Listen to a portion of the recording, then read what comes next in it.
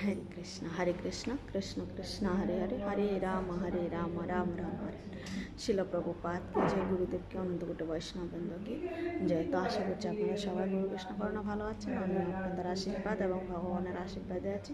প্রতিদিনের ন্যায় আজ আমরা শ্রীমদ্ ভগবদ্গীতা থেকে একটা শ্লোক অধ্যয়ন করবো। ধারাবাহিকভাবে আজ হচ্ছে 69 নম্বর শ্লোক। তো চলুন সবাই আমরা একসাথে অধ্যয়ন করি। या निशा सर्वभूतानां तस्मान् जगति संयमे यस्य जागृति भूतानां सन्निशपश्चन्ते मनः।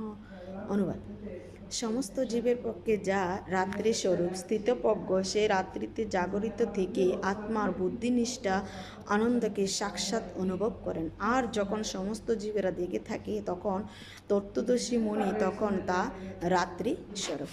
অর্থাৎ আজকে শ্লোকে বর্ণনা করা রয়েছে যে সাধুরা যেরকম অনেকেরা আছে যে ওনারা বেশি রাত্র করে ঘুমায়, তো তখন সাধুরা জেগে ওঠে। অর্থাৎ বেশিরভাগ মানুষ আমরা দেখতে পাই যে তারা 3টে-4টার দিকে তারা পুরো রাত্রে ঘোরাঘুরি করে, এনজয় করে, পুরো তারা 3টে-4টার দিকে ঘুমাতে যায়।